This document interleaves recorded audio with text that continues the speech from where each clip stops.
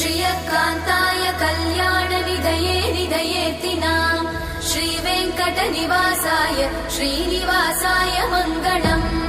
लक्ष्मी सविभ्रमालोकसुभ्रूविभ्रमचक्षुषे चक्षुषे सर्वलोकानां वेङ्कटेशाय मङ्गलम्। श्रीवेङ्कटाद्रिशृङ्गाग्रमङ्गलाभरणाङ्गये मङ्गलानां निवासाय श्रीनिवासाय मङ्गलम्। सर्वावयव सौन्दर्य सम्पदा सर्वचेतसां सदा सम्मोहनायास्तु वेङ्कटेशाय मङ्गलम्। नित्याय निरवध्याय सत्यानन्दचिदात्मने सर्वान्तरात्मने श्रीमद् वेङ्कटेशाय मङ्गलम्।